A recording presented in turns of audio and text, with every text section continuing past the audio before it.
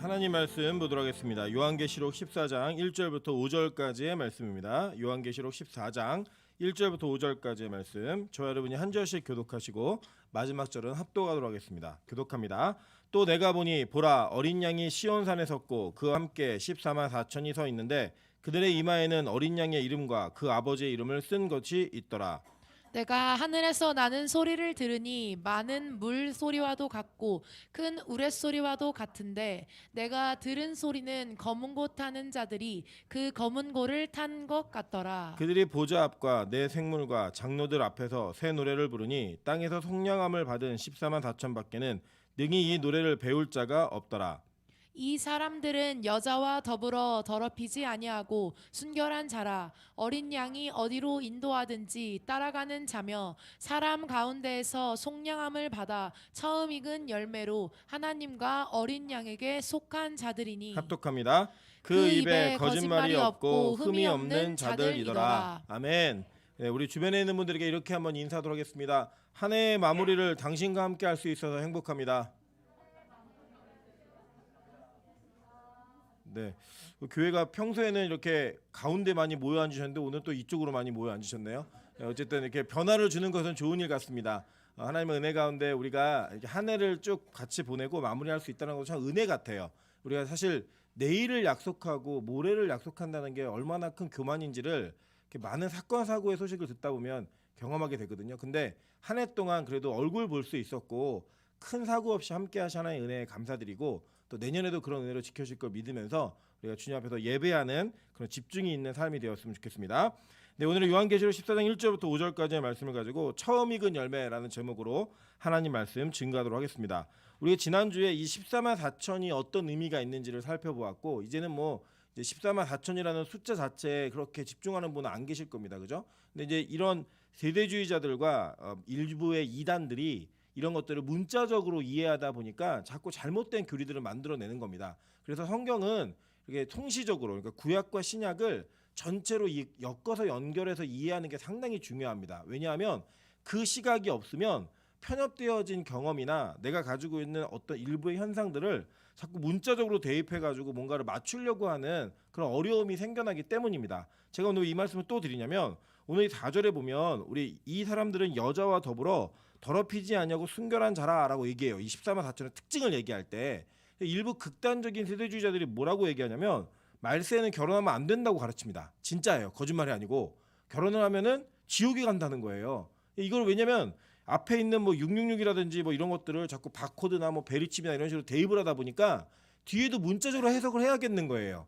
그러다 보니까 이거를 진짜 결혼하지 말라라고 이렇게 얘기하는 그런 내용들이 있다라는 거예요. 그래서 저는 요 부분들을 가지고 이제 어떻게 요 내용들을 이해하고 성경을 통시적으로 이해하는 게 맞는 것인지를 한번 살펴보는 그런 시간을 갖고 또 그 가운데 구원받은 성도들의 특징을 오늘 이 본문에서 정확하게 요한이 환상 가운데 보고 얘기를 하거든요. 그 얘기를 통하여서 우리가 진짜 구원받은 백성으로서 우리의 삶 가운데 나타나야 될 열매가 무엇인지를 다시 한번 살펴보고 점검하는 그런 시간을 갖도록 하겠습니다. 오늘 이 본문에서 진짜 이 시대에 어떤 일이 있었냐면 결혼이라고 하는 것에 대한 부정한 인식을 갖는 일들이 생겼어요. 이걸 문자적으로 이해하다 보니까. 그래가지고 마지막 때에 결혼을 하지 말아라, 결혼하면 안 된다라고 하는 그런 극단주의적 교리까지 생겼습니다. 여러분 아시겠지만 카톨릭의 신부들은 결혼 안 하잖아요. 그죠? 사제들은 결혼을 안 하고 성직자의 생활을 합니다. 그래서 마치 좀 더 뭐 거룩해 보이고 굉장히 존귀해 보이고 뭔가 고결해 보이는 그런 이미지가 좀 있나 봐요. 근데 여러분들 보십시오. 이제 애 키우고 애 울 때 막 애 안고 설교 준비하고 이런 고난과 고통을 겪어보지 못한 사람은 하나님의 은혜가 뭔지를 잘 몰라요. 제가 그 얘기 말씀드리잖아요. 저는 하나님의 사랑, 아버지에 대한 그 은혜를 누누이 가르쳤던 사람인데 아이가 있을 때 그 감정을 느끼는 것과 없을 때 느끼는 거는 천지 차이예요. 천지 차이. 저는 신부들은 절대 이해할 수 없는 마음이라고 좀 믿습니다. 그런 마음들을 보면은 하나님께서는 결혼을 적극적으로 장려하고 계시다라는 거예요. 그 내용들을 좀 보도록 할게요. 창세기 2장 20절부터 25절의 말씀입니다. 아담이 모든 가축과 공중의 새와 들의 모든 짐승에게 이름을 주니라. 아담이 돕는 배필이 없으므로 여호와 하나님이 아담을 깊이 잠들게 하시니 잠들매 그가 그 갈빗대 하나를 취하고 살로 대신 채우시고 여호와 하나님이 아담에게서 취하신 그 갈빗대로 여자를 만드시고 그를 아담에게로 이끌어 오시니 아담이 이르되 이는 내 뼈 중에 뼈요 살 중에 살이라 이것을 남자에게서 취하였은즉 여자라 부르리라 하니라. 이러므로 남자가 부모를 떠나 그의 아내와 합하여 둘이 한 몸을 이룰지로다. 아담과 그의 아내 두 사람이 벌거벗었으나 부끄러워하지 아니하니라 라고 얘기해요. 이게 성경에서 말하고 있는 최초의 결혼의 시작입니다. 여러분, 결혼이라고 하는 이 시스템, 제도는 누가 세우셨냐면 하나님이 세우셨다는 거예요. 직접. 그래서 이 하나님이 직접 세우신 결혼 제도 자체를 부정하는 것은 하나님의 사역을 부정하는 것과 마찬가지의 일입니다. 그래서 우리가 결혼을 선택적으로 안 할 수는 있어요. 제가 나중에 설명 다 드릴게요. 오늘 본문에서 다루는 내용이기 때문에. 그런데 이것이 자체가 결혼 시스템 자체가 잘못되었다라고 말하는 것은 문제가 있는 겁니다. 그러니까 우리 가운데 하나님께서 직접 세우신 두 조직이 있거든요. 그게 뭐냐면 바로 교회하고 가정이에요. 이 교회하고 가정이고 또 이 교회와 가정이 독립되어진 것으로 존재하는 것이 아니라 이 교회와 가정은 연결되어진 연결고리를 가지고 하나님의 은혜 가운데 이 일들이 일어나게 됐다라는 거예요. 가정을 세우는 원칙을 성경 본문에서 얘기하고 있는데 뭐라고 얘기하냐면 남자가 부모를 떠나라고 할 때 이 히브리어가 아자브라는 뜻이에요. 이게 뭐냐면 버린다, 떠난다 이런 뜻이에요. 버리다라는 뜻이 있어요. 완전히 결별하다. 그러니까 이 남자와 여자가 결혼할 때 원칙이 뭐냐면 남자가 정신적으로, 경제적으로, 정서적으로 완벽하게 독립되어진 모습으로 이 여자를 취하라라는 하나의 명령이 있다라는 거예요. 그 다음에 쭉 보니까 뭐라고 했냐면 그 아내와 합하여라고 얘기해요. 이 합하다라는 단어의 뜻이 다바크라는 단어인데 이 내용은 이렇게 그 당시에 뭐 본드가 없으니까 이해를 하면 본드로 붙여갖고 악교로 붙여서 완전히 붙게 만드는, 다시는 떨어지지 않게 만드는 이게 그 엉겨붙다, 뭐 들러붙다라는 이런 뜻이에요. 그렇게 붙여서 합하여 둘이 한 몸을 이룰지어다라고 얘기해요. 그리고 이제 나중에 우리 창세기도 우리 살펴보신 내용이지만 하나님이 이 여자를 만드신 이후에 그들을 사람이라고 얘기하셨어요. 그러니까 남자든 여자든 혼자서는 온전한 존재가 아니라는 거예요. 합해졌을 때에만 그를 사람이라고 부른다라고 성경은 이야기합니다. 그래서 뭐 사람들이 뭐 성경이 남존 여비가 있고 남자 우월주의가 있고 이렇게 얘기하는 분들은 이 문화를 모르는 분들이에요. 그냥 그 문화권 속에서 남자에게 속한 자들이 되어서 여자의 어떤 신분이라든지 이런 언급이 제대로 되어 있지 않은 것은 문화적인 내용이지 하나님의 그런 어떤 그 신학적인 내용으로 여자가 남자보다 못하다 이런 거 아니에요. 절대 아닙니다. 하나님은요 이러한 가정의 시스템을 통해 무언가를 세우길 원하셨다라는 거예요. 계속 볼게요. 에베소서 5장 31절부터 33절입니다. 그러므로 사람이 부모를 떠나 그의 아내와 합하여 그 둘이 한 육체가 될지니 이 비밀이 크도다. 나는 그리스도와 교회에 대하여 말하노라. 그러나 너희도 각각 자기의 아내 사랑하기를 자신같이 하고 아내도 자기 남편을 존경하라 라고 이야기합니다. 이게 바울이 에베소서 5장에서 이 아내들에게 남편들에게 권면을 하면서 그 권면의 내용을 통해서 창세기에 언급되어진 가정에 대한 이 내용들을 연결지어서 해석해주고 있어요. 그 해석에 대한 내용이 뭔가 봤더니 이 사람이 부모를 떠나서 그리스도와 그의 아내와 합하여 연합되는 그 모습이 이게 비밀이 담겨져 있는데 이 비밀이 크다는 거예요. 그러니까 이 비밀의 내용이 뭐냐 봤더니 교회와 그리스도의 관계성을 그 안에 담아놨다라는 거예요. 여러분 잘 보세요. 처음에 하나님께서 아담에게 돕는 배필을 만드실 때 갈빗대 하나를 취했다라고 얘기해요. 그죠? 그럼 남자하고 여자하고 싸우면 누가 이기죠? 여자가 이겨요. 왜냐? 재료가 달라요. 남자는 흑으로 만들었고 여자는 갈빗대로 만들었어요. 그리고 여자가 더 신제품이에요. 늦게 만들었기 때문에 버전이 더 높습니다. 그래서 싸우면은 여자가 이기는 거예요. 그런데 이 갈빗대를 취했다라고 얘기할 때는 갈빗대는 어디서 나오는 거예요? 옆구리에서 나오는 거예요. 그죠? 이 옆구리가 터지면서 그 여자가 탄생되었다라는 겁니다. 여러분 잘 보시면요. 현대 교회, 지금의 우리 교회의 온전한 완성된 모습은 언제 이루어지는가 봤더니 예수 그리스도께서 십자가에 달려서 돌아가시면서 물과 피를 쏟으실 때 그 속죄함이 온전하게 이루어지잖아요. 그죠? 그 이루어지는 그 장면을 통하여 영원한 죄로부터의 해방이 우리에게 이루어지는 거예요. 원래 우리가 죽어야 되는 존재인데 예수의 죽음으로 말미암아 그 죽음의 대가를 다 치러내게 되는 거예요. 그때 이 옆구리가 터지면서 물과 피를 쏟으시잖아요. 그죠? 그러면서 뭐가 탄생하느냐? 교회가 탄생하는 거예요. 그래서 이 창세기에 이미 교회가 앞으로 어떻게 이루어지게 될지를 하나님은 우리에게 설명해 주고 계시다라는 거예요. 그러면서 갈빗대로 여자를 만드신 그 내용은 있고, 그 다음에 보니까 여자를 이 아담에게로 이끌어 오셨어요. 누가요? 하나님이 이끌어 오셔가지고 하나님이 중재자의 모습으로, 중매자의 모습으로 이 결혼에 대한 이 내용들을 이루어 가셨다는 거예요. 그리고 여러분, 앞으로도 이 교회 안에서 자녀들이 결혼할 때나 여러분이 결혼하실 때 주례를 세우는 일은요, 뭐 목사가 꼭 서야지만 된다 이런 거 아니고요. 이 하나님이 이 아담과 하와를 맺어주는 장면 속에서 주례 역할을 하신 거예요. 그래서 이 시스템을 그대로 본받아서 결혼이라는 제도가 이루어질 때 이 성경 말씀에 대한 증거, 그리고 하나님에 대한 증인으로서의 어떤 주례자가 세워지고 그 주례자의 집례 아래 결혼식이 이루어지는 겁니다. 그게 뭐 거마비 받고 막 이러려고 하는 게 아니에요. 그러니까 그런 시스템을 잘 이해하시면 이런 내용들이 이런 근거를 두고 있구나라는 것들을 아셔야 돼요. 그러니까 그런 내용들로 이게 이루어지는 거예요. 그래서 여기 부모를 떠났다라고 얘기할 때 여러분 한번 생각해 보세요. 만약에 여러분의 자녀 아들 열심히 키워놨더니 엄마를 버리고 아내랑 산다고 갔어요. 이거 뭐예요? 기쁘세요? 아들 키우는 분들은 지금부터 손해죠, 그죠? 다, 그죠? 저희도 아들 하나 딸 하나가 있는데 아들은 안 낳았으면 좋겠어요. 또 딸이 좋아요, 딸이. 딸이 좋아요. 이건 그냥 제 개인적 경험이에요. 근데 만약 아들들이 다 이렇게 자기 며느리들을 봤는데 뭐 아빠 엄마 신경 안 쓰고 다 버리고 갔다. 이거 버리다예요, 진짜 뜻이. 그럼 여러분 이거 얼마나 속상하시겠어요, 그죠? 아들 키울 필요 없겠다. 근데 이거는 그 부모 버려라 이런 얘기가 아니고요. 이 땅에서 교회라는 시스템을 이해할 때 하나님이 이미 여기에다가 비밀을 담겨놨다고 말씀하셨잖아요. 하늘에 계신 아버지를 버리고 이 땅에 내려온 분이 누구예요? 예수 그리스도가 그 영광의 보좌를 버리고 이 땅에 내려오셔서 우리와 연합됨으로 말미암아 우리 살리셨잖아요. 그게 뭐예요? 성육신. 어제 크리스마스에 성육신하긴 아기 예수가 이 행위를 하신 거예요. 그 결단과 낮아짐과 그 아버지의 영광의 보좌 앞에 앉은 그 옆에 앉은 그 모습을 버리고 내려온 거라고요. 그걸 설명하기 위해서 이 결혼이라는 제도를 이해시킬 때 이렇게 말하고 있는 거예요. 그래서 한 몸을 이루어라 라고 할 때 이것이 안다, 야다라고 하는 그 알다라는 단어 통해 이루어지는 거거든요. 완전하게 거룩하게 일치됨. 그리고 여러분 여기 뭐 우리 다 성인들만 계시니까 부부간의 성관계가 이루어질 때는 그 성관계 기쁨이 있잖아요. 기쁨, 즐거움이 있고 그게 왜 가능한가? 그 왜 가능하냐면요. 하나님, 그러니까 예수 그리스도와 교회와의 연합이 그런 기쁨과 즐거움이 있다라는 거예요.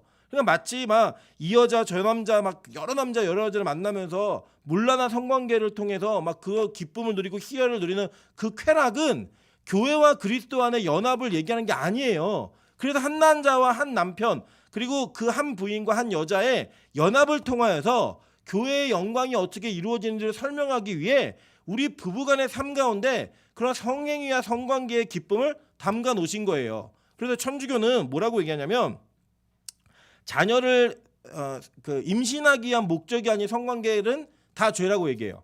피임을 안 하는 게 맞다고 얘기해요. 아닙니다. 하나님은요, 우리 부부간의 성관계를 그리스도와 교회 안의 연합의 기쁨을 이해하기 위해서 그 우리가 허락하신 거예요. 그래가지고 이 나중에도 보면 바울이 자신의 몸을 주장하는 건 자신이 아니라 이게 배우자가 주장한다라고 얘기하고 가르치는 게 그 내용인 거예요. 그 기쁨과 은혜를 누리기 위해서 뭐 절제하고 안 해야, 뭐 안 만나고 안 해야 된다 이런 거 아니에요, 절대로. 하나님이 주시는 은혜 안에 그 기쁨과 은혜를 누리는 것은요, 교회와 그리스도와의 연합이 얼마나 기쁜지를 경험하게 하기 위한 하나님의 특별한 선물이에요, 선물. 근데 그 선물이 가정이라는 테두리 밖을 넘어갔을 때 문제가 생기는 거예요. 그래서 그 내용들이 이 본문에 지금 다 담겨가지고 하나님께서 우리에게 주시는 가정의 시스템을 통하여 교회와 그리스도와의 관계를 이해하기 위해 이 내용들을 이해시키기 위해서 이 설명을 해주시는 거예요. 계속 보세요. 디모데전서 4장 1절부터 3절입니다. 그러나 성령이 밝히 말씀하시기를 후일에 어떤 사람들이 믿음에서 떠나 미혹하는 영과 귀신의 가르침을 따르라 하였으니 자기 양심이 화인을 맞아서 외식함으로 거짓말하는 자들이니라. 혼인을 금하고 어떤 식물은 먹지 말라고 할 터이나 음식물을 하나님이 지으신 바니 믿는 자들과 진리는 아는 자들이 감사함으로 받을 것이니라 라고 얘기해요. 그죠? 여기 보니까 나중에 어떤 사람들이 믿음에서 떠나 미혹하는 영과 귀신의 가르침을 따르게 되는데 그 특징이 뭐래요? 혼인을 금하고, 그죠? 그리고 뭐 어떤 음식 먹으면 된다 안 된다 이런 얘기 하는 거예요. 그러니까 예를 들어서 여러분의 건강을 위해서 내가 어떤 음식을 먹을 수도 있고 안 먹을 수도 있고 이런 건 가능해요. 근데 그게 신앙이 되면 안 되는 거예요. 무슨 말이냐면 예를 들어 이런 겁니다. 순대를 먹는 자는 지옥 간다. 안 되는 거예요. 내가 싫어한다고 피자를 먹거나 돼지고기를 먹는 자들은 다 벌을 받는다. 이거 안 되는 거예요. 하나님이 모든 식물을 다 어떻게 만드셨대요? 선하게 지으셨다라는 거예요. 그래서 우리 교회는 굉장히 성경적이에요. 자매들 먹는 거 보면 가리지 않고 다 먹어요. 뭐든지 다 먹어요. 그러니까 뭐 이걸 먹었을 때 뭐 이거는 먹어보니까 영적으로 좋지 않다. 뭐 이거 먹는 사람들은 너무 육이 강해져 갖고 신앙을 버리게 된다. 이런 얘기 하지 마세요. 성경이 그렇게 얘기하지 않았어요. 그러면서 얘기한 게 뭐예요? 혼인을 금하는 자들이 있다는 거예요. 하지 말아라. 네. 이게 그러면 뭐 무조건 다 해야 되느냐? 성경은 그렇게 얘기하지는 않아요. 잘 보세요. 고린도전서 7장 1절부터 9절에 이렇게 얘기합니다. 너희가 쓴 문제에 대하여 말하면 남자가 여자를 가까이 아니함이 좋으나 음행을 피하기 위하여 남자마다 자기 아내를 두고 여자마다 자기 남편을 두라. 남편은 그 아내에 대한 의무를 다하고 아내도 그 남편에 그렇게 할지라. 아내는 자기 몸을 주장하지 못하고 오직 그 남편이 하며 남편도 그와 같이 자기 몸을 주장하지 못하고 오직 그 아내가 하나니 서로 분방하지 말라. 다만 기도할 틈을 얻기 위하여 합의상 얼마 동안은 하되 다시 합하라. 이는 너희가 절제 못함으로 말미암아 사탄이 너희를 시험하지 못하게 하려 함이라. 그러나 내가 이 말을 함은 허락이요 명령은 아니니라. 나는 모든 사람이 나와 같기를 원하노라. 그러나 각각 하나님께 받은 자기의 은사가 있으니 이 사람은 이러하고 저 사람은 저러하니라. 내가 결혼을 하지 아니한 자들과 과부들에게 이르노니 나와 같이 그냥 지내는 것이 좋으니라. 만일 절제할 수 없거든 결혼하라. 정욕이 불같이 타는 것보다 결혼하는 것이 나으니라 라고 얘기해요. 자, 보니까 여기에 또 뭐라고 얘기하고 있냐면 무조건 100%다 결혼해야 되는가? 성경은 그렇게 말하지 않더라는 거예요. 그러니까 이 사람은 이렇고 저 사람은 저럴 수 있던데 여기 뭐라고 얘기하냐면 그것이 그 중간에 보시면 각각 하나님께 받은 자기의 은사가 있으니 라고 얘기해요. 그러니까 독신은 뭐예요? 은사인 거예요. 여러분 독신이라고 하는 것은 은사이기 때문에 이것은 누가 흉내를 내거나 여러분이 가지고 있는 어떤 그 사상이나 영향에 의해서 결정되는 게 아니라는 거예요. 교육에 의해서 결정되는 게 아니에요. 요새 한국 사회가 뭐 페미니즘이다 얘기해가지고 뭐 서로 여혐을 하고 남혐을 하고 막 이러면서 공격하는 일들이 벌어지는데 성경의 시옷자도 모르기 때문에 그런 일이 벌어지는 겁니다. 이거는 은사예요, 은사. 뭐 서로 남편과 아내를 두는 거 이것이 어떤 특정한 문화권에서만 이루어지고 이게 특정한 문화권에서만 허용되는 것이 아니고요. 성경은 이것을 은사라고 얘기했어요. 자, 그러니까 내가 결혼을 해야 된다라고 생각하는 분들이 계실 수 있고 나는 결혼을 안 할 거야라고 생각하는 분들도 계실 수 있어요. 그죠? 근데 이거는 어떻게 결정하는 거예요? 은사가 결정하는 거라고요. 예를 들어 여러분 제가 이렇게 한번 생각해 볼게요. 제가 여기서 선언하는 거예요. 여러분 저는 앞으로 가수가 되기로 결심했습니다. 라고 얘기하면 여러분 어떻게 생각하실 거예요? 웃기고 앉아있네 이렇게 생각하시죠. 예, 웃겨 서있네 이렇게 생각하실 건가요? 그 실력으로 무슨 가수를 해. 동화 정도는 돼야지. 뭐 이렇게 얘기하실 거 아니에요. 그죠? 이거는 제가 선택한다고 되고 안 되고 문제가 아니에요. 그죠? 뭐가 있어야 돼요? 은사가 있어야 되는 거예요. 은사가. 제가 오늘부터 열심히 노력을 해서 저는 세계적인 피아니스트가 되겠습니다. 라고 말하면 여러분 어떻게 생각하시겠어요? 트라이앵글이나 잘 쳐. 이렇게 얘기하시겠죠. 그죠? 못하잖아요. 이거를. 이건 뭐가 있어야 되는 거예요? 명세형제처럼 은사가 있어야 되는 거예요. 은사가. 안 보여도 그 노력을 통해서 너무 그러니까 몇 개의 음을 쳐도요. 명세형제 다 들어요. 뭐랑 쳤다고. 제가 막 노래하면은 목사님 거기서 음이 떨어졌다고 아주 귀찮아 죽겠어요 그냥. 예. 되게 신경 써요. 다 얘기해 주는 거예요. 그 뭐예요? 은사, 절대 음감. 들으면 다 아는 거예요. 그런 은사가 있는 사람만이 그 일을 할 수 있는 겁니다. 아무나 되는 게 아니에요. 아무나. 그러니까 독신도 뭐예요? 은사인 거예요. 이 독신이라는 은사는요 굉장히 좋은 은사예요. 왜냐하면 여기 뭐라고 얘기하냐면 바울이 뭐라고 권면하냐면 결혼하지 아니한 자들과 과부들에게 말하는데 그냥 그대로 있는 게 훨씬 좋아. 내가 주의를 해보니까 뭐가 이렇게 딸려 있으면 힘들어. 혼자 있는 게 훨씬 좋아 라고 얘기를 했어요. 그런데 그것이 은사인지 아닌지를 판단하는 기준이 뭐냐면 이게 만일 절제할 수 없거든 이라고 얘기해요. 절제할 수 없거든. 그게 뭐예요? 뭘 절제할 수 없다는 거예요? 성적인 욕구. 이걸 절제할 수 없거든이라고 얘기해요. 여러분 이게 참 어려운 게 뭐냐면 이 한국 사회에서는 유교적 문화가 있어서 남녀 칠세 부동석 뭐 이런 얘기가 예전부터 있었고 이러한 어떤 성적인 담론을 얘기하는 게 굉장히 어렵습니다. 교회에서 예를 들어서 목사가 강대상에서 성에 대한 이야기 10분만 하면 막 권사님들은 굉장히 불편하세요. 왜 저런 이야기를 저기서 하지? 저 강대상은 얘기하는 애 아닌데?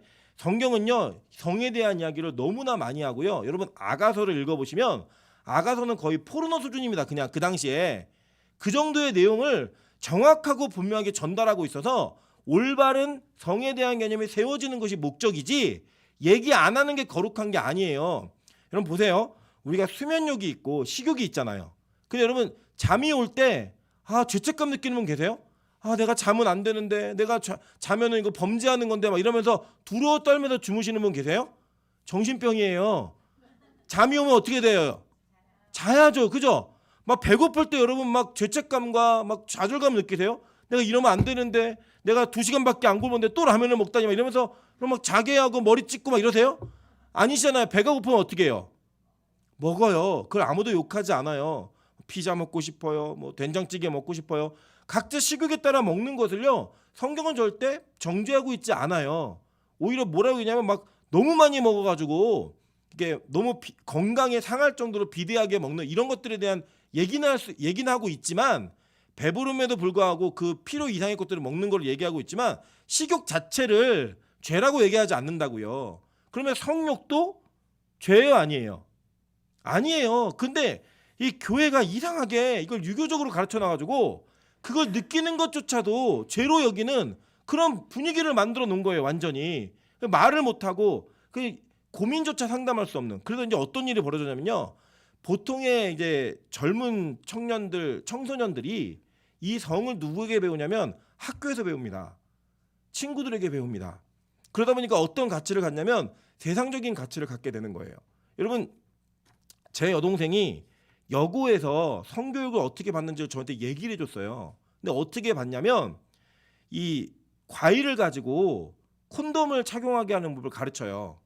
그리고 고등학교 여자애들에게 뭐라고 얘기해 따라하라고 가르치냐면 너 가서 콘돔 끼고 와 이걸 가르치게 해요. 이게 무슨 뜻이에요, 여러분? 그러니까 너희들 남자하고 자유롭게 관계를 맺되 건강을 지키기 위해 피임을 해라. 피임 도구와 기구를 착용해라는 걸 얘기해주고 가르쳐주는 거예요. 이게 우리가 동의할 수 있는 내용이에요? 아니잖아요. 근데 교회는 뭐라고 얘기냐면 너네 같이 앉지 마. 떨어져 있어. 어디 같이 붙어 다녀. 이렇게 얘기를 하니까 얘네가 학교에서 배운 걸 가지고 자기들의 성적 세계관을 형성하는 거예요.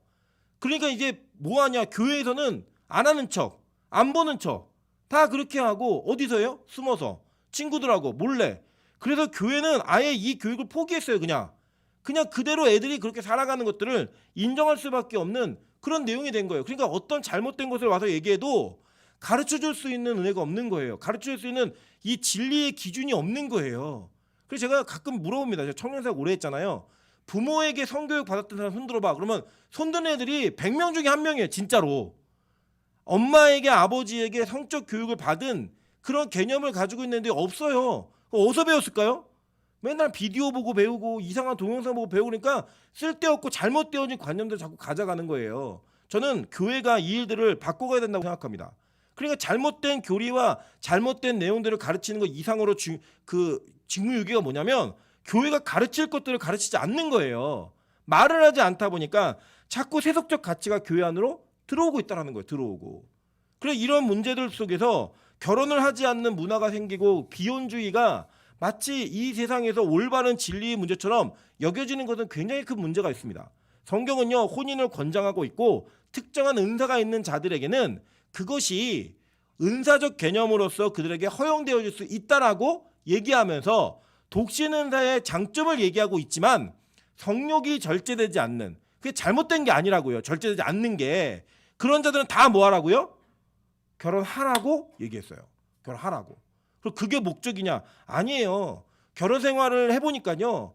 뭐 성적인 관계를 맺는 것만이 결혼 생활의 전체는 아니잖아요. 그죠? 그런데 그 전체가 아닌 그 일부분의 중요한 내용이 정말 중요한 가치를 지니더라는 거예요. 그래서 부부간에 그런 관계가 없는 것들도 성경적으로 문제가 될 수 있어요. 왜죠? 이게 보니까 뭐라고 얘기해요? 남자나 여자가 자기의 선택과 결정으로, 그 남편과 아내에게 얘기하는 거예요. 자기 선택의 결정권으로 성적인 연합을 이룰 수 있는 거 없는가를 결정할 수 있는 게 아니라는 거예요. 그럼 뭐라고 얘기해요? 상대가 요구했을 때, 상대가 필요로 할 때 그것을 채워줄 수 있는 유일한 합법적인 대상이 누구예요? 아내이고 남편인 거예요. 그러니까 요구할 수 있다 없다? 있다는 거예요. 그리고 요구할 때는 어떻게 해야 된다는 거예요? 그것을 받아주고 해결해 주는 것이 부부간의 올바른 성경적 원리를 가지고 지켜야 되는 윤리이고 도덕이다라고 가르치는 거예요. 오늘 성경적인 원리로 그거를 얘기하고 있는 겁니다. 그래서요, 여러분, 예를 들어 우리 미혼 청년들이 우리 교회도 많이 있지만 자기가 어떤 성적인 욕구를 느끼는 거예요. 잘못된 거 아니에요. 그거 죄 아니에요. 하나님, 오늘도 남자 손을 잡고 싶었습니다. 제 손을 잘라 주십시오. 이렇게 기도하지 말라고요. 그게 아니라 하나님, 손을 잡을 수 있는 남자를 주세요 라고 기도하는 게 맞다고요. 이해되죠? 무슨 말인지. 자매들이 예를 들어서 기도하면서 막 남자하고의 어떤 이게 성적인 연합이나 이런 것들을 막 상상할 수 있잖아요. 하나님, 나를 죽여주세요. 내가 쓸데없는 생각했습니다. 그게 아니고 결혼 정령기가 된 거예요. 성경의 결혼 정령기는 뭐라고 얘기해요? 성적인 욕구가 절제되지 않을 때가 결혼 정령기라고 얘기하는 거예요. 그래서 여론은 뭐 경제적인 상황 모든 것들을 다 얘기하지만 성경은 단 한 가지 원리를 이야기하고 있어요. 그런 부수적인 거고, 네가 성적으로 이 컨트롤이 잘 안 되면 결혼하라는 거예요. 그거를. 그래서 해결하는 게 올바른 것이지 그걸 참고 견디고 막 송곳으로 찌르고 이거 아니에요. 성경은 그렇게 가르치지 않았습니다. 그래서요, 이 일부의 그 잘못되어진 사람들은 이게 누가 그렇게 되냐면 영지주의자들이 이런 잘못된 생각을 해요. 왜냐하면 영지주의자들은 육체는 구원받지 못한다는 거예요. 영혼만 구원받는 건데 이 육체의 욕구인 성욕은 이 영혼을 갉아먹는 죄라고 가르쳐요. 그래서 그들은 둘 중에 하나로 가요. 어떻게 가냐면 고난주의. 그러니까 뭐냐면 자기를 학대하고 자기의 것을 어떤 이 욕구들을 다 참아내는 것이 믿음이라고 가르치는 거예요. 고행주의로 가요. 고행주의로.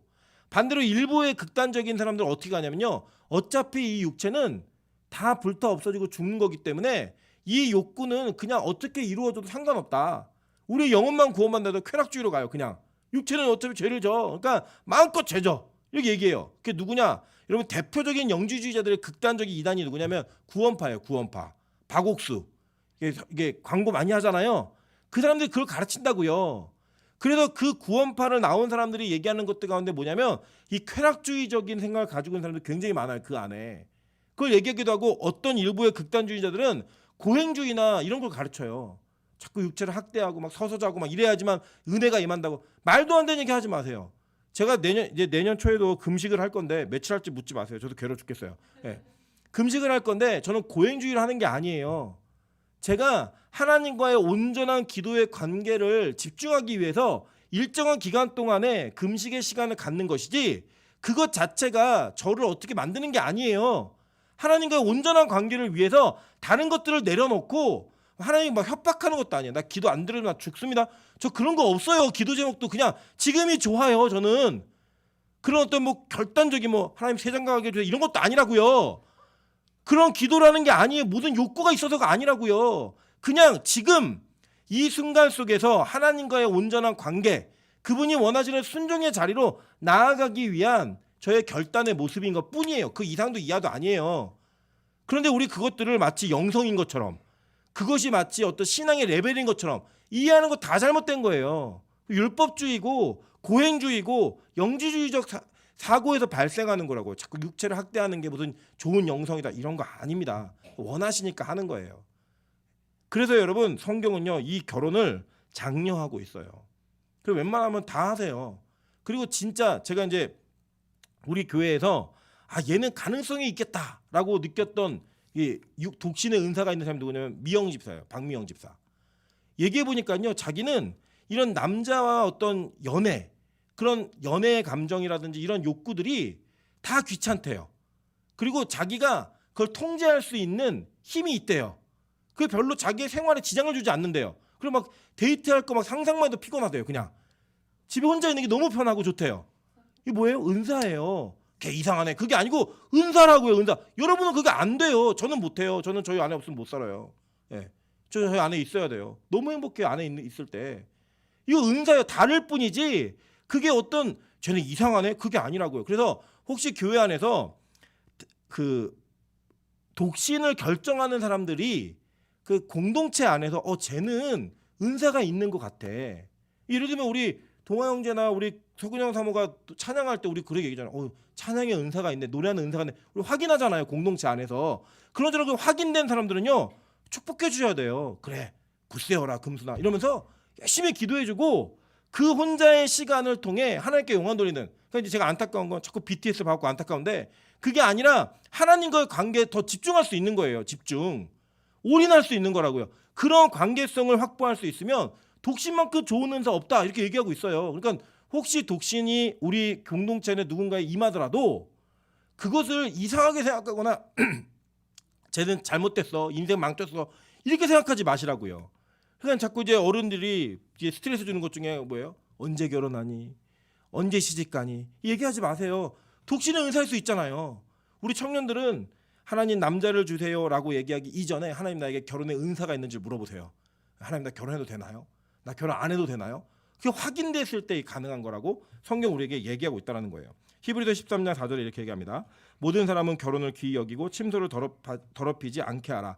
음행하는 자들과 간음하는 자들을 하나님께서 심판하시리라 라고 얘기했어요. 자, 그렇다면 오늘 이 본문에 나와 있는 이 사람들은 여자와 더불어 더럽히지 아니하고의 그러면 더럽히는 여자가 있다는 거 아니에요. 그죠? 분명한 대상인데 그게 누구냐? 한번 그 내용들을 보도록 할게요. 계시록 17장 1절부터 5절입니다. 또 일곱 대접을 가진 일곱 천사 중 하나가 와서 내게 말하 이르되 이리로 오라. 많은 물 위에 앉은 큰 음녀가 받을 심판을 내게 보이리라. 땅의 임금들도 그와 더불어 음행하였고 땅에 사는 자들도 그 음행의 포도주에 취하였다 하고 곧 성령으로 나를 데리고 광야로 가니라. 내가 보니 여자가 붉은빛 짐승을 탔는데 그 짐승의 몸에 하나님을 모독하는 이름들이 가득하고 7머리와 10뿔이 있으며 그 여자는 자줏빛과 붉은빛 옷을 입고 금과 보석과 진주로 꾸미고 손에 금잔을 가졌는데 가증한 물건과 그의 음행에 더러운 것들이 가득하더라. 그 이마에 이름이 기록되었으니 비밀이라 큰 바벨론이라 땅의 음녀들과 가증한 것들의 어미라 하였더라 라고 얘기해요. 그러니까 그 대상적인 이미지를 하나님께서 모형으로 이 요한에게 계시로 보여주셨는데 이 큰 음녀가 누구예요? 바벨론이라는 거예요. 근데 왜 바벨론인가? 한번 잘 생각해 보세요. 이런 겁니다. 예를 들어서 우리가 그 정말로 원수 같은 나라라고 이렇게 얘기를 하면 한국 사람들이 떠올리는 나라가 있어요. 누구예요? 일본. 그죠? 일본이라는 나라는 우리에게 원수 같은 나라예요. 혹시 그 일본에 관계된 분들이 계시면 참 죄송하지만 우리가 그런 이미지가 있다고요. 우리 민족 가운데 우리 민족을 괴롭힌 나쁜 나라라고 얘기하면 일본. 그래서 뭐 보세요. 축구 같은 것도 보면은 뭐 다른 나라에게 5대0으로 지고 와도 뭐 잘 싸웠다 뭐 이렇게 얘기하는데 일본한테 1대0으로 지면 어떤 일이 벌어져요? 죽어라, 뭐 헤엄쳐서 오게 해라, 그죠? 뭐 상어밥대기 해라, 막 별의별 일이 막 벌어지잖아요. 우리 민족 가운데 그런 정서가 있다고요. 정서. 자, 보시면 이 남유다와 북이스라엘이 하나님의 은혜 안에서 존속이 되다가 북이스라엘은 아수르에게 망했어요. 근데 이 북이스라엘은 유다 지파가 없었기 때문에 북이스라엘이 망한 거는 이스라엘 백성들에게는 아픔이었지만 큰 충격은 아니었어요. 왜냐하면 남유다는 존속했기 때문에. 그런데 이 남유다를 망하게 한 나라가 어디예요? 바벨론이에요. 이 바벨론이 남유다를 망하게 했기 때문에 이 구약을 지내왔던 민족의 민족성을 이어왔던 이 유대인들에게는 바벨론 그러면 하나님의 나라를 무너뜨린 하나님의 나라가 무너지게 만든 적국이에요. 예. 그리고 그 안에 여러분 어떤 그 내용이 있었냐면 다니엘이 끌려가잖아요. 바벨론에. 그리고 뭐 했죠? 막 학문도 배우고 이름도 고치고 막 했잖아요. 벨드사살이라 불려지고. 근데 그가 자기를 더럽히지 아니하기를 결정했던 게 뭐였어요? 왕의 진미를 먹지 않겠다였어요. 그게 어떤 음식이었죠? 전 세계의 방방 곳곳에서 가지고 온 산의 진미를 가지고 제사를 들고 왕께 드렸던 왕을 통해 하사가 된 것. 왜냐하면 그 정도의 제국을 가진 모든 왕들은요 다 자기를 신처럼 만들었어요. 신격화했다고요. 그 신으로부터 오는 음식이다라고 하는 그것을 그들이 먹지 않음으로 말미암아 자신을 깨끗함으로 지켰다고 성경 얘기하죠. 이 이미지가 누구에게 있는 거예요? 요한에게도 있고 그 당시에 유대인들에게 다 있는 거예요. 그래 이들에게는 자기를 더럽히게 만드는 것은 바벨론이고 그 당시에 바벨론은 뭐로 대치가 되는 거예요? 로마라고 하는 그들이 살고 있는 세속적 가치와 세속적인 사상, 이 세속적인 모든 것들에 그 가치를 두고 있는 건데 그거를 바로 바벨론이라고 얘기했고 모든 가증한 것들의 어미다라고 말하고 있는 거예요. 그럼 지금 저와 여러분에게는 뭐겠어요? 대한민국 정부? 아니요, 그런 게 아니고요. 이 땅을 살아가는 하나님을 대적하는 세속적인 모든 원리, 그것이 바로 바벨론이라는 거예요. 계속 볼게요. 계시록 18장 1절부터 4절입니다. 이일 다른 천사가 하늘에서 내려오는 것을 보니 큰 권세를 가졌는데 그의 영광으로 땅이 환하여지더라. 힘찬 음성으로 외쳐 이르되 무너졌도다 무너졌도다 큰 성 바벨론이여 귀신의 처소와 각종 더러운 영이 모이는 곳과 각종 더럽고 가증한 새들이 모이는 곳이 되었도다. 그 음행의 진노의 포도주로 말미암아 만국이 무너졌으며 또 땅의 왕들이 그와 더불어 음행하였으며 땅의 상인들도 그 사치의 세력으로 치부하였도다 하더라. 내가 들으니 하늘로부터 다른 음성이 나서 이르되 내 백성아 거기서 나와 그의 죄에 참여하지 말고 그가 받을 재앙들을 받지 말라라고 얘기하는 거예요. 그러니까 여러분 황금 만능주의, 뭐 이 세상의 음행, 뭐 술과 담배 문화, 이 세상에 즐기는 모든 것들, 하나님과 멀어지게 만드는 모든 세상의 문화가 다 뭐예요? 바벨론인 거예요. 그것에 합류하고 그것에 동조하고 그것을 추구하는 자들이 누구예요? 여자로 말미암아 자신을 더럽힌 자들인 거예요. 그래서 여러분 교회는 세상의 원리와 다르게 살아야 됩니다. 교회는 세상의 원리가 가지고 있는 그 가치와 그 원리들을 온전히 받아들이는 공동체가 아닌 거예요. 예를 들면 여러분 세상에서 대접받으려면 어떻게 하면 돼요? 돈 많이 버시면 돼요. 돈 많이 벌고 좋은 차 타니까 세상에서 대접해 주더라고요. 그런데 여러분 교회가 똑같이 돈 많이 벌고 많은 좋은 차 타는 사람을 값어치 있게 대접해 준다. 이거 교회 아니에요. 아닌 거예요. 음녀와 음행한 타락한 교회라고 얘기하는 거예요. 교회가 가지고 있는 기본적인 원리와 가치는 사람이 어떤 환경과 어떤 형편이든 간에 그 사람을 천하보다 귀한 영혼으로 보는 게 교회가 가진 가치예요. 그죠? 그런데 세상이 권력을 쫓고 세상이 돈을 쫓고 세상의 명예를 쫓을 때 교회가 그걸 따라가고 있다? 이러면 그게 음녀들과 음행한 더럽힌 여자들과 더불어 더럽힌 자들, 그들을 얘기하는 거라고요. 우리 교회는 그런 교회가 되지 않기를 주님으로 축원합니다. 이 교회가 다를 수 있는 이유는 단 하나예요. 세상과 다른 원리와 원칙을 가지고 하나님께서 우리에게 주신 그 원리를 따라 살아가는 것, 말씀의 원리로 사는 거예요. 여러분 생각해 보세요. 어제도 우리 청년들이 잠깐 남아서 대화하다가 매일 예배를 드릴 거라고 얘기했더니 우리 유정이가 깜짝 놀라면서 월요일도 예배 드리고 화요일도 예배 드리고 수요일도 예배 드리고 금요일도 예배 드리냐고. 여러분 유정이가 우리의 마음을 대변했을 뿐이 여러분 마음에 다 그런 게 있잖아요. 그죠? 요새 그렇게 어떻게 살아? 얼마나 바쁜데 드라마도 재밌는 게 얼마나 많고 세상에도 얼마나 재밌는 게 많은데 그럼 그런 생각 갖고 있지 않으세요? 저도 있는데 왜 여러분이 없으시겠어요? 그런데 여러분 세상의 원리를 따라 살지 않고 하나님이 우리 교회에게 원하시는, 저와 여러분에게 원하시는 그 원리를 따라 사는 것, 그걸 따라 살 때 우리는 세상과 다른 가치를 갖고 사는 사람이 되는 거예요. 세상이 요구하는 원리를 따라가는 자들이 아니라 세속적 가치를 쫓는 자들이 아니라 하나님의 원리를 쫓는 자가 되는 거예요. 그걸 뭐라고 얘기하느냐? 믿음이고 이 땅에 대해 정절이라고 얘기하는 거예요. 그럼 여러분 잘 보세요. 아까 하나님이 결혼 제도를 세우시면서 교회와 그리스도와의 관계를 부부간의 관계로 표현했다고 얘기하셨죠. 그래서 우리가 이 예수가 아닌 다른 것들을 사랑하고 다른 것들을 쫓는 것을 성경은 다 음행이라고 얘기하는 거예요. 그게 음란의 죄, 뭐 성적인 죄 이런 것만을 얘기하는 게 아니라 부부 관계라고 하는 그 프레임을 설정해 놓고 모형으로 그리스도와 교회와의 관계를 만들어 주셨기 때문에 주님이 아닌 다른 것들을 사랑하고 쫓는 모든 행위를 다 음행이라고 얘기하는 거예요. 이해되시죠? 그게 무슨 말인지. 그러니까 하나님은 우리 남편이에요. 예수 그리스도 우리 남편이라고요. 그리고 우리는 그의 신부가 되어서 그 신부로서의 정결한 삶을 살아가는 그 형태가 지금 우리가 이 땅을 사는 자들인 거예요. 그런 모습으로 살아가는 행위가 정결한 자들이라고 얘기하는 거고 더럽히지 않은 자들이라고 얘기하는 거라고요. 그래서 저는 우리 교회가 세상의 원리가 아닌 하나님의 원리를 따르는 그런 교회가 되기를 주님의 이름으로 축원합니다. 보세요. 그래도 어제 우리 크리스마스 때 제가 이스라엘 백성들의 결혼 문화를 말씀드렸잖아요. 그 정혼한 관계가 무슨 관계인지 예수님이 우리 남편이시라는 게 확실해요. 요한복음 14장 1절부터 3절에 이렇게 얘기합니다. 너희는 마음에 근심하지 말라. 하나님을 믿으니 또 나를 믿으라. 내 아버지 집에 거할 곳이 많도다. 그렇지 않으면 너에게 일렀으리라. 내가 너희를 위하여 거처를 예비하러 가노니 가서 너희를 위하여 거처를 예비하면 내가 다시 와서 너희를 내게로 영접하여 나 있는 곳에 너희도 있게 하리라 라고 얘기해요. 자, 이게 어떤 장면이냐면요, 예수님께서 최후의 만찬을 나누신 이후에 하는 이야기예요. 그 최후의 만찬에서 뭐 하셨어요? 예수님이 뭘 주셨어요? 우리에게 떡과 포도주를 주셨잖아요. 그 포도주를 마시게 하고 난 다음에 그게 무슨 행위였어요? 마지막에 왜 여자 앞에 포도주가 하나 놓여지면 여자가 그거 마시면 오케이 이거잖아요. 그럼 그때 남자 뭐하러 간다 그랬어요? 집을 예배하러 간다 그랬잖아요. 여기서 이 예수님이 그 최후의 만찬 이후에 말씀하시는 거예요. 내가 너희를 위하여 거처를 예배하러 가노니, 영어 성경 보세요. 맨션이에요. 맨션. 집을 예배하러 간다는 거예요. 집을. 그래서 지금 예수님이 어디가 계신 거예요? 우리가 살 집을 예배하러 가신 거예요. 그리고 그게 다 준비가 되면 언제 오시는 거예요? 우리를 데리러 오시는 거예요. 그때 이제 여러분 이게 또 기름등불 거기 나오는 거예요. 신랑이 올 때 문 열고 신랑 맞이하는 사람들은 혼인으로 이루어지는 거고, 그 준비가 안 된 사람들은 울면서 이를 감이 있다라고 얘기하는 거잖아요. 그 우리는 누굴 기다리는 자들이에요? 신랑인 예수를 기다리는 자들인 거예요.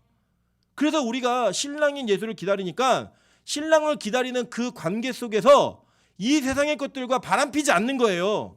이 세상의 명예와 권력과 돈과 재물 이런 것들과 바람피 누구만을 바라보는 거예요? 예수만을 바라보는 거예요. 그래서 보세요. 고린도후서 11장 1절부터 5절입니다. 이거 잘못 나갔어요. 고린도후서입니다. 원하건대 너희는 나의 좀 어리석은 것을 용납하라.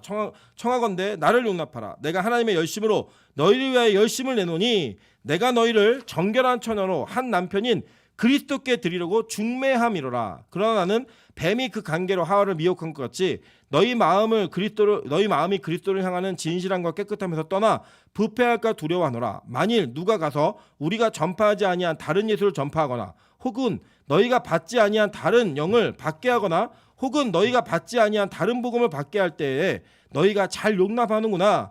나는 지극히 크다는 사도들보다 부족한 것이 조금도 없는 줄로 생각하노라 라고 얘기해요. 그래서 바울이 얘기하는 거예요. 야, 내가 부족해. 나를 부족한데 나를 좀 용납해줘. 왜냐? 나는 하나님의 열심으로 너희를 그리스도께 드리려는, 한 남편인 그리스도께 드리려는 정결한 처녀로 중매하기 위해서 열심히 노력하는 중매쟁이야. 이거 얘기하는 거예요. 그러니까 여러분, 좋은 목사냐, 좋은 교육자냐, 좋은 장로냐, 좋은 권사냐 구분하는 기준이 있어요. 그게 뭐냐? 저와 여러분에게 하나님의 그 예수 그리스도의 온전한 정결한 신부로 만들기 위한 노력을 해주고 있다. 그리고 좋은 교육자예요. 좋은 그리스도인이라고요. 좋은 직분자라고요. 근데 우리는 이제 뭘 갖고 평가하냐면 이게 또 유교적 가치예요. 안 먹고 안 입고 안 쓰고 이런 사람들은 좋은 교육자라고 얘기해요. 아니에요. 성경은요 우리에게 뭘 가르쳤냐면 하나님의 말씀으로 말미암아 우리가 세워진 것 가운데 우리 맡겨진 교회의 공동체원들을 하나님 앞에 정결한 처녀로 세워서 온전한 신부로 만들기 위한 노력을 하는 자들, 그게 진짜 좋은 자들이라고 얘기하는 거예요. 그리고 중매자라고 얘기하잖아요. 저도 이제 중매를 그래도 청년생활하다 많이 해요. 많이 해서 이제 이루어지는 커플도 있고 또 우리 교회 이 목사님과 피은도 사모님도 저희가 중매를 했잖아요. 그 중매를 했는데 이 중매자가 티 내면 돼요, 안 돼요? 제가 이 목사한테 얘기하는 거예요. 나 아니었으면 장가 못 갔어. 매주 5만 원씩 헌금해. 그 집에 침대 좋네. 나 좀 줘. 내가 중매했잖아. 이걸 계속 갖고 울고 먹는다? 이게 뭐예요? 이게 무슨 중매자예요? 횡포자죠. 여러분 마찬가지예요. 여러분을 통해서 영혼들이 구원받을 수 있어요. 근데 너 나 아니었으면 구원 못 받았어? 너 나 아니었으면 이 교회 못 왔어? 이걸 계속 강조하고 티를 낸다? 이게 무슨 중매자예요? 횡포자고 살인자지. 여러분 그래서 우리는 다 중매자예요. 아무도 없는 거예요. 그냥 저는 그래서 저희 원로 목사님 진짜 대단하신 것 같아요. 제가 지금 친구들을 만나면 요새 제 친구들이 다 개척을 하거나 청민을 가고 있어요. 근데 다 만나면 하는 얘기가 그거예요. 개척하니까 굶어 죽을 것 같고 청민 받으니까 속 타 죽겠대 아주. 다 죽어요. 제가 대화를 나누는데 제가 제일 행복해요. 제가 아멘 하세요. 여러분처럼 좋은 성도와 좋은 교회와 좋은 원로 목사님 만나서 제가 제일 행복해요. 왜? 여러분 자신에게 자신이 없으세요? 저는 여러분이 제일 행복하다고 믿어요. 저는. 예. 그게 여러분 진짜 행복해요. 왜냐면요, 원로 목사님이 교회에 자기 흔적을 남기질 않으셨어요. 지금도 안 남기세요. 저는 한 번도 이 교회 와서 원로 목사님이 이래라 저래라 뭐 자신의 생각을 강요한다든지 목회하는데 이거는 좀 어려운데 이런 마음을 주신 게 단 한 번도 없어요. 단 한 번도. 그러면서 항상 하시는 게 뭐냐면, 제가 여쭤봐요. 목사님 이거 어떻게 해야 돼요? 목사님 이거 어떻게 해야 되죠? 여쭤보면 목사님이 뭐라고 하셨냐면, 이제 내 시대는 갔어. 임철 목사가 알아서 해. 나한테 묻지 마. 이렇게 얘기를 하세요. 그러면 저는 안 알려주시니까 속상하기도 하지만 돌아보고 나면 너무 감사해요. 아, 진짜 이 목사님은 교회가 하나님의 교회인 걸 아시는 분이구나. 제가 진짜 배우고 각오합니다. 제가 나중에 저도 은퇴할 날이 있겠죠, 그죠? 속히 왔으면 좋겠지만 어제 있을 거예요. 근데 제가 만약에 은퇴를 하고 제가 은퇴한 것에서 깔끔하게 물러서지 못하면 저 중매자 아니에요. 저는 정말 원로 목사님 통해 저는 그걸 배우고 싶고 담고 싶어요. 그대로 흔적도 없어지는 임철이 누구야? 이런 생각이 들게, 그런 하나님의 은혜가 있는 결단, 그 결단이 저는 진짜로 존경스럽습니다. 존경스러워요. 마찬가지예요, 여러분. 그래서 이런 생각들도 여러분 안에 다 있으셔야 되는 거예요. 여러분이 장로, 권사, 집사, 직분자로, 교사로 여러분 세워서 일을 하고 나면 우리 인간은 항상 뭘 원하냐면 인정받기를 원해요. 내 이름을 남기길 원한다고요. 그게 뭐예요? 중매자가 아닌 거예요. 자기가 주인공이 되고 싶은 거예요. 진짜 중매자는요, 두 사람이 맺어진 것을 통해 기뻐하는 자예요. 그 두 사람이 잘 사는 것이 행복한 자예요. 그게 바로 우리의 역할이고 직분자들의 역할이고 새로운 영혼들이 이 교회에 왔을 때 우리가 해야 될 일이라고 우리는 믿고 있는 거예요. 그렇게 믿어서 살아가야 되는 거예요. 여러분, 그것을 통하여서 저와 여러분이 온전한 복음 가운데 중매자 되시기를 주님으로 축원합니다. 계속 얘기하는 거예요. 계속 볼게요. 고린도전서 6장 9절부터 11절입니다. 불의한 자가 하나님의 나라를 유업으로 받지 못할 줄을 알지 못하느냐. 미혹을 받지 말라. 음행하는 자나 우상 숭배하는 자나 간음하는 자나 탐색하는 자나 남색하는 자나 도적이나 탐욕을 부리는 자나 술 취하는 자나 모욕하는 자나 속여 빼앗는 자들은 하나님의 나라를 유업으로 받지 못하리라. 너희 중에 이와 같은 자들이 있더니 주 예수 그리스도의 이름과 우리 하나님의 성령 안에서 씻음과 거룩함과 의롭다 하심을 받았느니라 라고 얘기해요. 우리가 그래서요, 이렇게 깨끗해지는 과정 가운데 있는 거예요. 이따 오후 예배 때도 제가 교회와 직분이라고 하는 그 가치를 설명하면서 교회가 어떤 목적을 가진 공동체인가, 그 안에 직분자가 어떤 존재들인가를 살펴보는 시간이 있을 거예요. 여러분 뭐 집에 이제 오후 예배 들으시는 분들은 온라인으로 들으시면 다 들으세요. 특별히 이번에 직분자로 세워지신 분들은 반드시 들어야 되는 말씀입니다.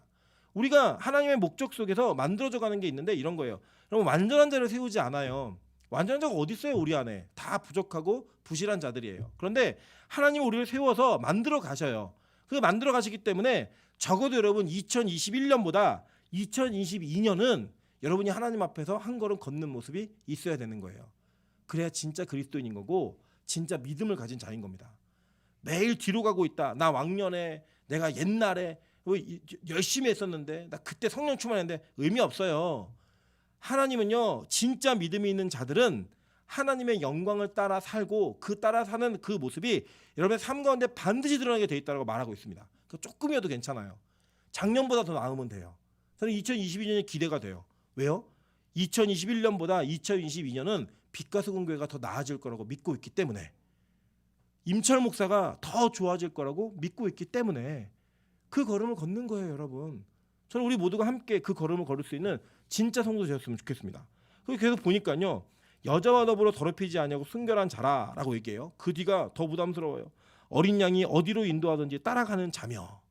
구원받는 자의 특징을 얘기하는데 어린 양이 어디로 인도하든지 따라가는 자래요. 여러분, 실제로 어린 양이 누구예요? 예수님이셨잖아요. 그 예수님을 따라서 살고 싶었던 자들이 예수님이 이 땅에 계실 때 물었어요. 나 예수님 따라가고 싶어요. 당연히 제자 되고 싶습니다. 그래서 이렇게 얘기하세요. 마태복음 16장 24절부터 25절입니다. 이에 예수께서 제자들에게 이르시되 누구든지 나를 따라오려거든 뭘 하래요?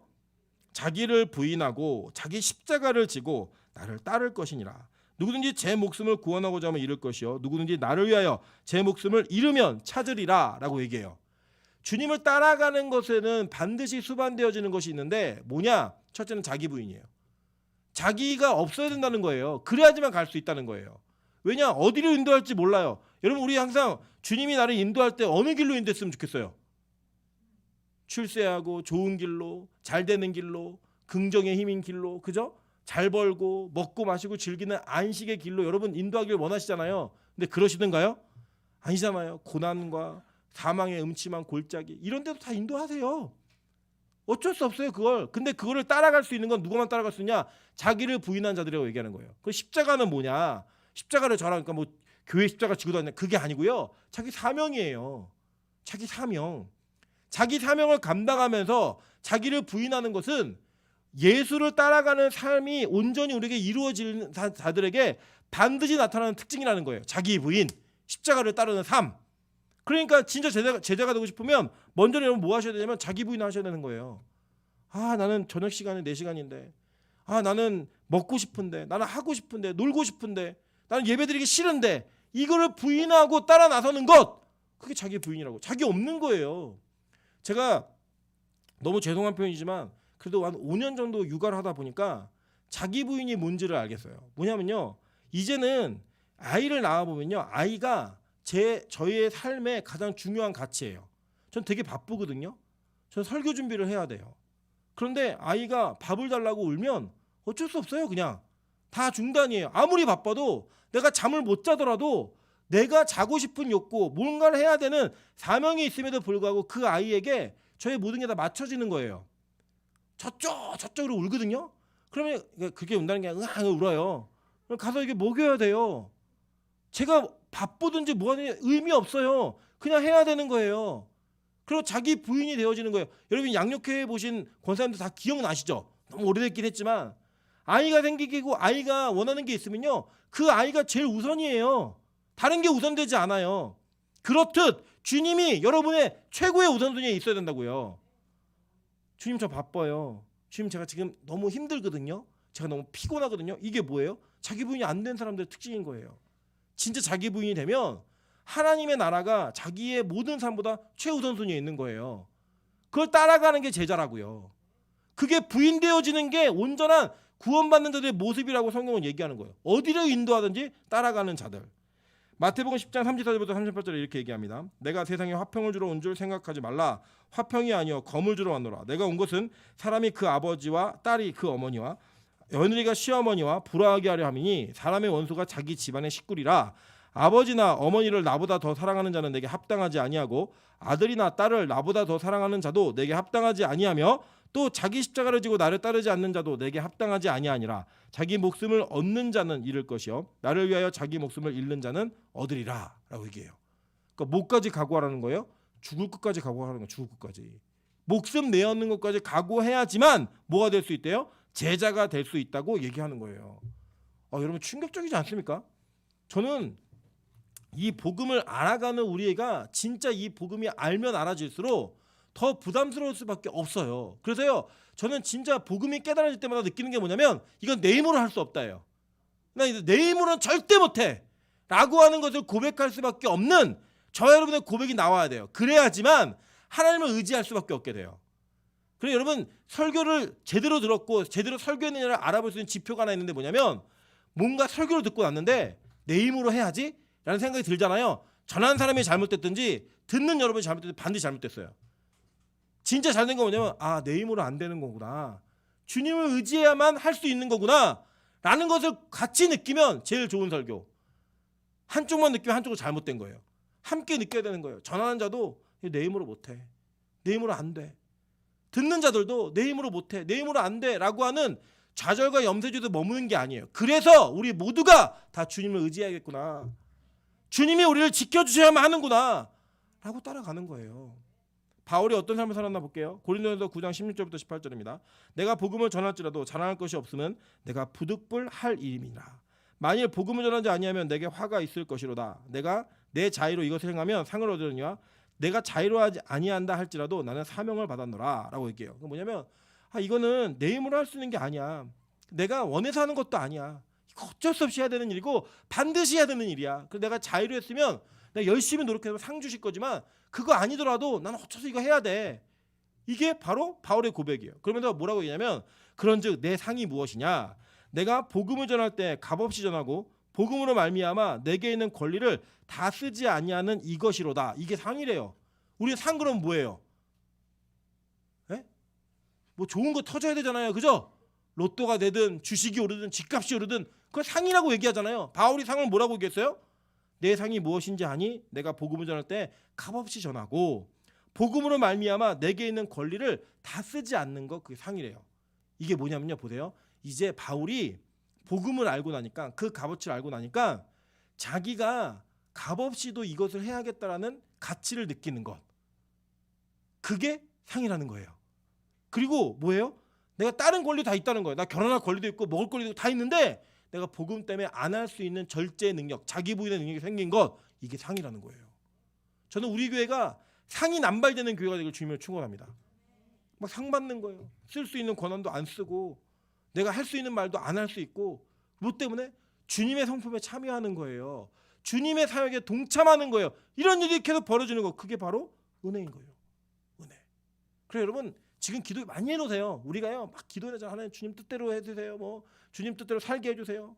때로는 이제 방언으로 막 기도하시는 분들은 뭐라고 기도하는지 모르시는 분도 계시잖아요. 그 내용이 다 그거예요. 하나님 자기 부인하게 해주세요. 사명대로 살게 해주세요. 그럼 이제 이게 반드시 이루어져요. 네. 우린 모르고 기도했는데 이게 이루어진다고요. 진짜요. 보세요. 마태복음 20장 20절부터 23절입니다. 그때 세베대의 아들의 어머니가 그 아들들을 데리고 예수께 와서 절하며 무엇을 구하니 예수께서 이르시되 무엇을 원하느냐 이르되 나의 이 두 아들을 주의 나라에서 하나는 주의 우편에 하나는 주의 좌편에 앉게 명하소서. 예수께서 대답하여 이르시되 너희는 너희가 구하는 것을 알지 못하는도다. 내가 마시려는 잔을 너희가 마실 수 있느냐? 그들이 말하되 할 수 있나이다 라고 얘기했어요. 이 세베대 미세스 세베대는 예수님의 이모예요. 근데 이모가 와갖고 조건을 부탁하는 거예요. 네 사촌 동생들 좀 이렇게 잘 앉혀줘. 너 왕 될 거잖아. 하나는 우편에 하나는 좌편에 앉혀줘. 이게 누구였어요? 요한하고 야고보였어요. 그랬더니요 이렇게 얘기하면 우리가 생각하는 아주 정확하고 분명한 예수님이 이렇게 얘기하셨어요. 이런 거 구하지 마세요. 이런 거 아니에요. 이렇게 얘기했어야 되는데 예수님이 뭐라고 했냐면 진짜예요? 그러면 이 잔을 마실 수 있겠어요? 그러니까 구하는 행위를 뭐라고 하지 않으시고 알지도 못하면서 구하고 있는데 할 수 있겠어요? 이걸 물어봐요. 그랬더니 할 수 있어요. 대답한 거예요. 그게 뭐였어요? 한 사람은 첫 번째 선교자, 한 사람은 마지막까지 남아서 복음을 전하는 반모섬의 요한이 된 거예요. 모르고 구하는 거 모르고 주님 주를 위해 살게 해주세요. 그게 무슨 뜻인지 아세요, 여러분? 불과 구름 기둥으로 여러분의 삶을 인도해 주세요. 그게 무슨 뜻인지 아시냐고요? 저는 그런 기도 잘 안 해요. 아니까 무서워서 진짜 그런 일이 벌어질까 봐. 근데 어떻게 해요? 이미 다 해놓은 걸. 여러분도요, 여러분 모르는 사이에 그걸 다 했다고요. 그래서요, 여러분 주님의 길을 갈 수 있게 주님 만들어 주시는 거예요. 그걸 따라갈 수 있게 해주는 거예요. 여러분 빛가서 공교회가 주님의 뜻대로 세워지게 달라고 기도하셨잖아요. 하신 적 있으시죠? 그 뜻이 뭔지 아세요? 고난받는 삶이에요. 십자가를 지는 삶이에요. 그게 여러분 삶에 이루어진다고요. 지금 방법은 딱 하나예요. 그렇게 변하든지 교회를 옮기든지. 네. 둘 중에 하나가 아니면 여러분 절대로 이걸 벗어날 수가 없어요. 저도 얼마나 주의 뜻대로 진짜 목사 되게 해달라고 기도를 많이 했는데요. 그래서 이 고난과 고통을 당하고 있는 거예요. 괴로워요. 근데 어떻게 하겠어요? 그게 뜻인데, 그게 부르심인데. 예. 여러분 솔직히 매일 예배 드리고 싶으셨어요? 제가요 솔직히 말씀드리면 매일 예배가 싫어서 하늘문을 뛰쳐나온 사람이에요. 그런데 그 뛰쳐나온 사람에게 하나님 매일 예배를 요구하셔서 미치겠어요. 그런데 그게 저도 모르게 이끌어져 가는 거예요. 그냥. 여러분은 저 만났을 때 매일 예배 상상도 안 하셨죠? 저는 상상했겠어요? 아니에요. 우리가 안 했어요. 근데 우리가 기도냈다고요. 하나님 주님 뜻대로 목회하게 해주세요. 진짜 좋은 목사, 그러니까 여러분 청명할 때 기도하셨잖아요. 좋은 목사 오게 해달라고 기도 안 하셨어요? 하셨잖아요. 그 결과가 이렇게 이루어진 거 이렇게 될 줄 몰랐지만 앞으로 우리 기도를 잘하세요. 네. 주님 뜻을 알고 기도하게 해주세요. 이거 기도가 먼저 바뀌어야 돼요. 그렇게 이끌어져 가는 거예요. 그래서요 야고보가 순교한 거고요. 그래서 요한이 끝까지 남아 주의 복음을 전한 거예요. 그리고 뒤에 얘기합니다. 따라가는 자면 사람 가운데 성령함을 받아 처음 익은 열매로라고 얘기해요. 이 처음 익은 열매가 뭐냐? 여러분 이건 우리가 절기 때 배웠어요. 초실절, 첫 열매 뭐랑 연결되어 있었죠? 부활과 연결되어 있어요. 부활과. 그 실제로 이제 시간이 많이 갔기 때문에 마지막 부분 보도록 할게요. 자, 고린도전서 15장 20절부터 23절입니다. 17번이에요. 그러나 이제 그리스도께서 죽은 자 가운데서 다시 살아나사 잠자는 자들의 첫 열매가 되셨도다. 사망이 한 사람으로 말미암았으니 죽은 자의 부활도 한 사람으로 말미암는도다. 아담 안에서 모든 사람이 죽은 것 같이 그리스도 안에서 모든 사람이 삶을 얻으리라. 그러나 각각 자기 차례대로 되리니 먼저는 첫 열매인 그리스도요. 그 다음에는 그가 강림하실 때 그리스도에게 속한 자요라고 얘기해요. 그러니까 여기 맞죠? 이 내용이 그죠? 어린이들에 속한 자들, 첫 열매에게 속한 자들, 이들이 뭐 받는데요? 구원받는 자들이래요. 이게 뭐예요? 부활 신앙이 있는 자들. 여러분, 그런데 우리 기독교의 최종적 목표를 하나만 얘기해봐라. 그럼 딴 거 아니에요. 부활이에요. 예수 왜 믿으세요? 라고 물어보면 부활하려고요. 이렇게 얘기하세요. 건강해지려고요. 뭐 교회에 좋은 사람들이 많아요. 의미 없어요. 예, 오늘까지 친하게 지내다 내일 싸우면 원수인데요. 예, 의미 없어요. 그런 거. 진짜 의미는 뭐냐? 왜 예수 믿으세요? 라고 누가 물어보시면 단호하게 얘기하세요. 나 부활하려고요. 이게 믿음이에요. 그 믿음이 있는 자만이 어린 양께 속한 자들이 되어서 첫 열매가 되어서 하나님 앞에 나아갈 수 있게 된다는 거예요.